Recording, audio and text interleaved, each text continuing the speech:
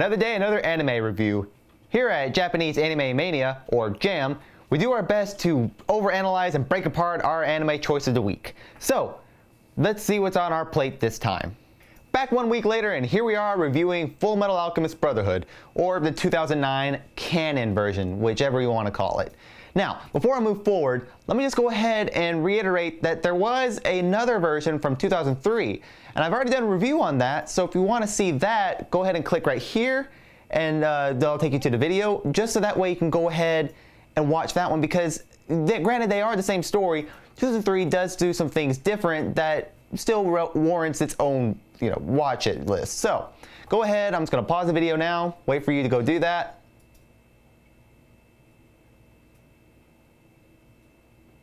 Are we good? Okay, so those of you here who still want to watch the review of Fullmetal Alchemist Brotherhood, let's get started. So, here we go. Nothing much has changed in terms of story in the FMA universe. Brothers Edward and Alphonse want to bring back dead mom using the power of alchemy when all hell breaks loose. Edward loses an arm and a leg, while Alphonse loses his body. Becoming a state alchemist for the military, Edward and his brother set forth to find the Philosopher's Stone, a relic that bypasses the law of equivalent exchange. In the process, they will uncover some dark secrets behind their great country of Amestris and its many years of strife and war, such as the recent Ishbalan Civil War.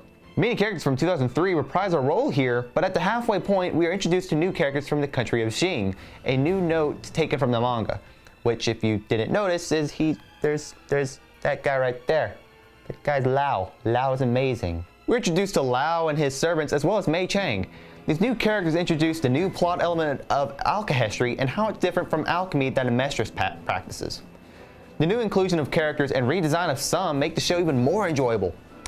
I will mention that if you are just coming off from 2003, then you can skip the first few episodes if you would like, so as to get to the new material, but I highly recommend that you sit through all of the show to experience the new animation. Brought to you by Studio Bones once again, Brotherhood does not fail to impress in the visual department. With its stellar action scenes and climactic throwdowns, the show does not cut any corners. With new faces comes new voice actors, and one major note is the voice of Alphonse. In 2003, the role of Alphonse was given to Aaron Dismuke, and well, that was 6 years before Brotherhood, so man, puberty hit really hard with Dismuke. So kudos to Maxie Whitehead for bringing on the role of Alphonse to a new level, and man, she really sells the little kid voice, and it's just phenomenal in this show now. Music, we are given something of pure ecstasy as it once again manages to build off the show's tense moments as well as reprieve. There was never a moment in the show that I disliked the music, from strings to piano to even the return of the vocal song Brasha. Everything here is wonderful and made me actually buy the soundtrack yet again for the show so I could listen to it on repeat. Now, granted, this review might be seeming kind of short, but it's kind of the same line as 2003. Both shows are good in their own merit. While 2003 had the uniqueness of having its own great ending and its own movie afterwards that kind of built up all and put all loose ends together, the thing is though is that Brotherhood follows the manga, and of course people are considering it more canon and just say disregard 2003. So in the end, I'm gonna have to give the bye to this one as well, just because both of them sell their points really well. You have the manga canon ending and you have the unique ending of 2003. And the reason why I'm talking about the whole canon issue is because people, whenever they refer to Fullmetal Alchemist, they disregard 2003 and say Brotherhood is the one you should watch. Forget 2003 ever happened. But here's the situation here. While 2003, granted, does have 1 or 2 episodes of filler, with that filler, we are able to get more in touch with the characters because those episodes are not just random riffraff stupid filler episodes, but they are actually episodes that build on the characters within them. There are some episodes in 2003 that made Hughes into a much more better person than he is in Brotherhood. And I mean, if you've watched both of these shows, you know how much everyone loves Hughes. And to not have that much in Brotherhood is kind of disheartening. Because here's the other thing. Brotherhood assumes that you've already either A, read the manga or watched 2003. It skips some plot elements because it's like, you'll be fine. Or it just, tries to ignore the fact. Well, again, 2003 has to build up the whole universe, and Brotherhood just builds off of that one. So, like I said, go watch both if you're interested in it, but here I'm just going to say again, a buy it for Brotherhood. Same as with 2003, unfortunately the license for Brotherhood ran out with Funimation, so it's up in the air for whoever wants it. I don't know where it's going to land, but at the moment, Brotherhood is streamable both on Netflix and Hulu, both subbed and dubbed. For the first recommendation, I know I've been doing that for a lot of reviews, just going back to old recommendations, but for this case, it kind of does have to warrant it, because I'm going to throw you back to 2003 if you haven't watched it and you just moved to Brotherhood.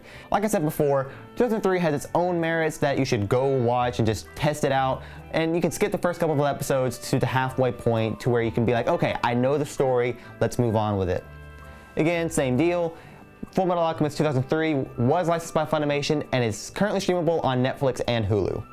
For another ultimate recommendation, I would have to say Blue Exorcist. Now, I've just started Blue Exorcist, so hold off on that, but from what I could tell, the similarities between the two shows are really well in tune, as we have, two brothers having to go through turmoil and strife and heartache, as well as, well, one of them's kind of not normal, kind of demon, but, replace magic with alchemy, you pretty much have the same show from there. Blue Exorcist is licensed by Aniplex of America and is streamable on Netflix and Crunchyroll for those of you subbed and dubbed people. That's it for today, and thank you so much for watching. If you like what you saw, make sure to like, comment, and subscribe on the video. Here at the Dynamic Duo, my roommate and I also have Let's Plays. That's not a total common thing at all on the internet and YouTube, so be sure to check those out. All the social media links are down below. We got our Twitter, our Facebook, our our Tumblr. So we have all three of those and more. So go ahead and check those out. Everything's down below. So again, thank you so much for watching. And remember, be truly dynamic, guys. See you next time.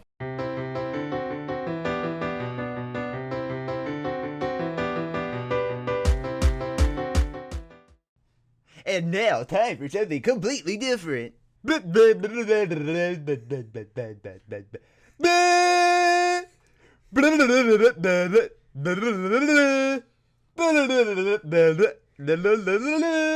I do a little fade out here, and it just slowly fades out. Are we done?